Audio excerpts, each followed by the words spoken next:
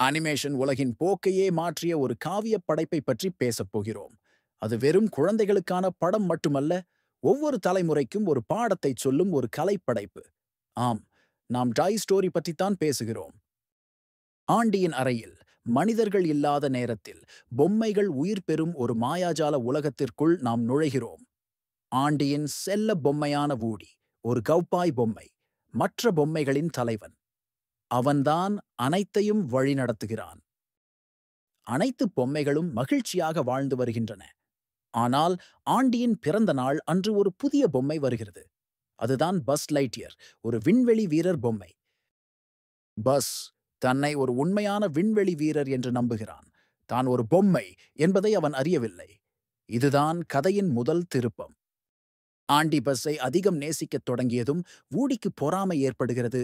மற்ற பொம்மைகளும் பஸ்ஸின் புதிய கேஜெட்களை பார்த்து வியக்கின்றன. வூடிக்கு தான் புறக்கணிக்கப்படுவதாக தோன்றுகிறது. பொறாமையின் உச்சத்தில் வூடி பஸ்ஸை அறையிலிருந்து வெளியே தள்ள முயற்சிக்கிறான். ஆனால் எதிர்பாராத விதமாக பஸ் ஜன்னல் வழியாக வெளியே விழுந்து விடுகிறான். மற்ற பொம்மைகள் வூடிக்கு எதிராக திரும்புகின்றன. பஸ்ஸை வூடிதான் வேண்டுமென்றே தள்ளிவிட்டதாக அவை நம்புகின்றன. வூடி தனிமைப்படுத்தப்படுகிறான். வூடியும் பஸ்ஸும் ஆண்டியின் வீட்டின் பாதுகாப்பிலிருந்து வெளியே வந்து விடுகிறார்கள். ஆரம்பத்தில் அவர்கள் தொடர்ந்து சண்டையிடுகிறார்கள். பஸ்ஸை ஒரு பொம்மை என்று வூடி கேலி செய்கிறான். பஸ்ஸோ தான் பறக்க முடியும் என்று நம்புகிறான். தான் ஒரு பொம்மை என்பதை அவன் ஏற்றுக்கொள்ள மறுக்கிறான். இந்த சண்டைக்கு நடுவே அவர்கள் சிட் என்ற அண்டை வீட்டு பையனிடம் மாட்டிக்கொள்கிறார்கள். சிட் பொம்மைகளை அழித்து விளையாடும் ஒரு குறும்புக்கார பையன். சிட்டியின் வீட்டில் பஸ் ஒரு தொலைக்காட்சி விளம்பரத்தை பார்க்கிறான். அதில் பஸ் லைட்டியர் பொம்மைகள் வரிசையாக காட்டப்படுகின்றன. அப்போதுதான் பஸ் தான் தனித்துவமானவன் அல்ல, வெறும் ஒரு தயாரிக்கப்பட்ட பொம்மை என்பதை உணர்கிறான். அவன் மனம் உடைந்து நம்பிக்கையை இழக்கிறான். ஆனால் வூடி அவனுக்கு ஊக்கமளிக்கிறான். பொம்மைகளாக இருப்பது குழந்தைகளுக்கு மகிழ்ச்சியை கொடுக்கும் ஒரு அர்த்தமுள்ள பணி என்று வூடி பஸ்ஸிற்கு புரிய வைக்கிறான்.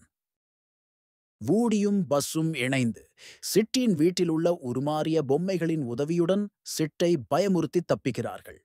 இது ஒரு சாகசமான தப்பித்தல். அவர்கள் ஆண்டியின் நகரும் லாரியை நோக்கி ஓடுகிறார்கள். ஒரு பரபரப்பான துரத்தலில் பஸ் தன் இறக்கைகளை விரித்து பறக்கிறான். அது உண்மையான பறத்தல் அல்ல, ஆனால் ஸ்டைலாக விழுதல் என்று வூடி சொல்வான். வூடியும் பஸ்ஸும் ஆண்டியின் காரில் பாதுகாப்பாக வந்து சேர்கிறார்கள். இறுதியாக அவர்கள் ஒருவரையொருவர் நண்பர்களாக ஏற்றுக்கொள்கிறார்கள். ஆண்டியின் அறையில் வூடியும் பஸ்ஸும் இனி போட்டியாளர்கள் அல்ல, சிறந்த நண்பர்கள். கிறிஸ்துமஸ் அன்று ஆண்டிக்கு ஒரு புதிய நாய்க்குட்டி கிடைக்கிறது. இது பொம்மைகளின் சாகசங்கள் இன்னும் முடிவடையவில்லை என்பதற்கான ஒரு குறிப்பு. இந்த முடிவு புதிய சவால்களையும் புதிய நண்பர்களையும் வரவேற்கிறது. பொறாமை மற்றும் ஏற்றுக்கொள்ளுதல். வூடி அன்பையும் தலைமைத்துவத்தையும் பகிர்ந்து கொள்ள கற்றுக்கொள்கிறான். இது ஒரு முக்கியமான வளர்ச்சி. அடையாளம். பஸ் தான் யார் என்ற உண்மையை புரிந்து கொள்ள வேண்டியிருந்தது. இது சுய கண்டுபிடிப்புக்கான ஒரு பயணம். நட்பு மற்றும் விசுவாசம். வூடியும் பஸ்ஸும் ஒன்றாக இணைந்து வலிமையானவர்களாக மாறுகிறார்கள். அவர்களின் நட்புதான் படத்தின் இதயம். மாற்றம். குழந்தை பருவம் மாறுகிறது, ஆனால் பொம்மைகளும் நண்பர்களும் அதற்கேற்ப தங்களை மாற்றிக்கொள்கிறார்கள். இது வாழ்க்கையின் ஒரு யதார்த்தம். இது முதல் 3D அனிமேஷன் திரைப்படம். பிக்சார் நிறுவனம் அந்த நேரத்தில் புரட்சிகரமான CGI தொழில்நுட்பத்தை பயன்படுத்தியது. இது ஒரு புதிய சகாப்தத்தை தொடங்கியது. கதாபாத்திரங்களை மையமாகக் கொண்ட கதை. சண்டைகளை விட உணர்ச்சிகளுக்கும் நகைச்சுவைக்கும் முக்கியத்துவம் கொடுக்கப்பட்டது. இது பார்வையாளர்களை ஆழமாக ஈர்த்தது. குரல் நடிப்பு மாயாஜாலம்.